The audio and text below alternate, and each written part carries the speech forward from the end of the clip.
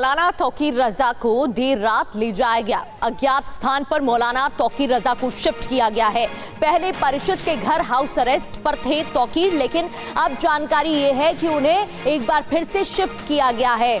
इत्तेहादे मिल्लत के प्रमुख हैं तौकीर रजा। उनका बयान सामने आया था। भीड़ को इकट्ठा करने की बात कही गई थी प्रदर्शन के लिए, जिसके बाद प्रदर्शन उग्र हो गया था, आगजनी तक की गई थी।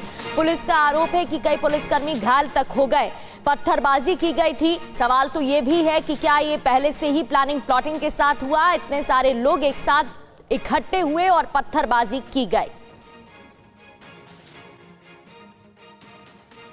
और सीधे इस वक्त ग्राउंड जीरो पर चलेंगे। बरेली से हमें अभिजीत ठाकुर ज्वाइन कर रहे हैं, उनके पास चलते हैं।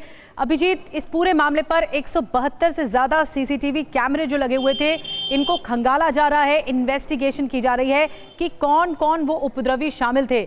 लेकिन एक बड़ा पर्दाफाश ये हुआ है कि 7 दिन पहले से ही प्लानिंग चल रही थी दंगा भड़काने की।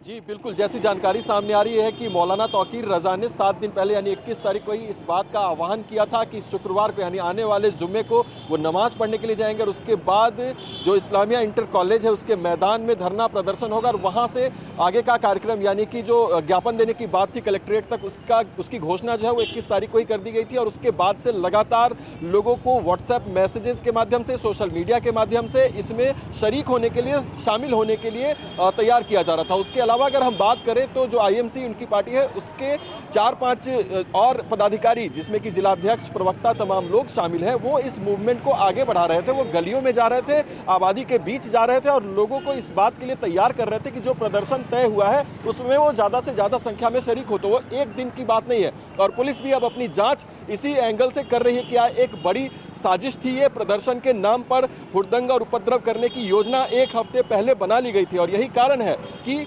अभी भी पुलिस के जो आला अधिकारी हैं वो इस बात पर विचार कर रहे हैं कि कौन सी धाराएं लगाई जाएंगी, क्या एक्शन जो है वो लिया जाएगा। चाहे बात मौलाना तौकीर रजा की हो, उसके प्रवक्ता, जिलाध्यक्ष और तमाम जो पदाधिकारी हैं जिनके नाम इनमें सामने आ रहे हैं। जहां तक बात सीसीटीवी फुटेज और वीडियोस की है, 50 से ज़्यादा लोगों को हिरासत में पुलिस ले चुकी है और 7 लोगों को इस पूरे मामले में अभी तक गिरफ्तार कर चुकी है। आधा दर्जन से ज़्यादा FIR दर्ज हुए हैं और तमाम लोगों को लगातार निशानदेही के बाद पकड़ने का काम किया जा रहा है। पूछताछ भी चल रही है और इसमें और ज़्यादा गिरफ्तारियां सामने आ सकती हैं। गनीमत है कि प्रशासन ने 3 घंटे के भीतर हालात को काबू में कर लिया। ऐसी भी जानकारी सामने आ रही है पुलिस के सूत्रों के हवाले से कि ये एक बड़ी साजिश थी, बड़ा उपद्रव हो सकता था, लेकिन उसको समय रहते नियंत्रित भी किया गया। लेकिन जिस तरीके के से माहौल बरेली में बिगाड़ने की कोशिश हुई है, उस सबके केंद्र में है मौलाना तौकीर रजा और उसका आह्वान। और उसके बाद आप देख लीजिए कि देर रात वो वीडियो जारी करके और तमाम जो लोग इसमें शामिल हुए उनको मुबारकबाद दे रहे हैं इस उपद्रव के लिए और पुलिस को और प्रशासन को। लेकिन अभिजीत, तौकीर रजा को कहां शिफ्ट किया गया है, इसके बारे में कोई अपडेट मिला है क्या? एक तो पहले हिंसा भड़कती है और उसके बाद भी, जैसे कि अभी आप जानकारी दे रहे हैं, वो मुबारकबाद करते हैं, इससे तो और हिंसा भड़क सकती है।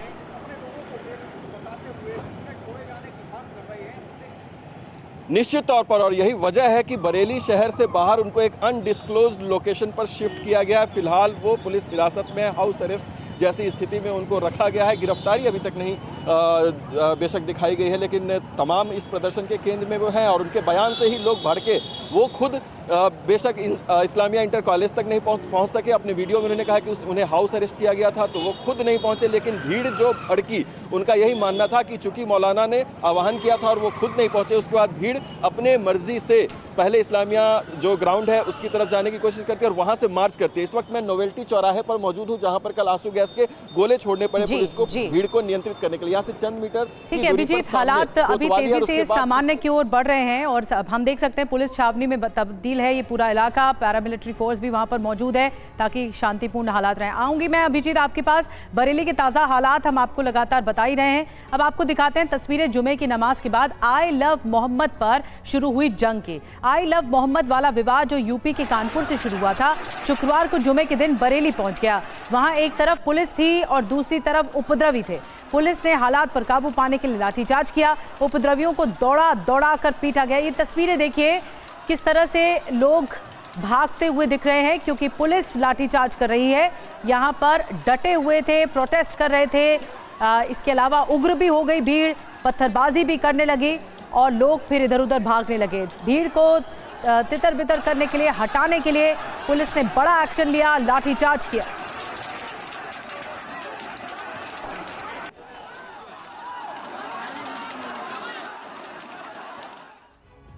बढ़ते आगे, तस्वीरें आप देख रहे हैं। अब आपको सुनाते हैं बरेली बवाल पर उत्तर प्रदेश सरकार के मंत्री क्या कह रहे हैं। किसी प्रकार के जुलूस को शक्ति प्रदर्शन के रूप में अगर देखा जाए तो ये देश के लिए गलत होगा और जो विभाजनकारी लोग हैं वो इस दिशा में भारत को ले आने की कोशिश करते हैं, किंतु हमारी सरकार इसको निपटना जानती है। इस सरकार, योगी सरकार में किसी को भी कानून अपने हाथ में लेने की इजाजत नहीं है। अगर जो भी लोग कोई कानून अपने हाथ में लेंगे तो शासन और शासन तंत्र वो अपना काम जरूर करेगा। यह गलत है। इस तरीके का लोकतंत्र का देश है। यहाँ धार्मिक प्रदर्शन बिना इजाज़त के करना गलत है। हमारी सरकार लॉ एंड ऑर्डर मेंटेन करने के लिए कुछ भी करेगी और इस तरह का कार्रवाई उचित नहीं है। लोग धर्म के आधार पर राजनीति कर रहे हैं। तो तमाम नेता क्या कह रहे हैं ये तो आपने सुन लिया, लेकिन एक बरेली में हंगामे को लेकर मुसलमान समाज से जुड़े धर्मगुरु क्या कुछ कह रहे हैं, आपको सुनवाते हैं। जब शासन प्रशासन को पूरा पता था कि तौकीर रजा की बात पर हजारों लोग इकट्ठा होगा, तो पहले ही आपने इंतजाम क्यों नहीं किया भाई? आप जुमे से पहले तमाम मस्जिदों में एक तो पुलिस तैनात कराते और ये ऐलान कराते कि यहाँ इकट्ठा होकर यहाँ किसी तरह का एजिटेशन करने की जरूरत नहीं है। आई लव मोहम्मद में धारे हम सबका मुद्दा यही ला लव मोहम्मद, लेकिन इसमें क्योंकि पॉलिटिकल लोग घुस गए हैं, लिहाजा इस पे अभी हमने को अलग रखा है। इसको सिर्फ धार्मिक होना चाहिए। जो पॉलिटिकल पार्टी ऐसे फायदा उठाना चाहती है उसके हम मुखालिफ हैं। बरेली की घटना कि मैं भरपूर तरीके से मजम्मत करता हूं। बरेली के उन प्रशासन के जिम्मेदारों को बाकायदा निलंबित किया जाए जिन्होंने बेखता प्रोटेस्ट कर रहे, कॉन्स्टिट्यूशन के हिसाब से प्रोटेस्ट कर रहे निहत्थे मुसलमानों के ऊपर लाठीचार्ज किया है।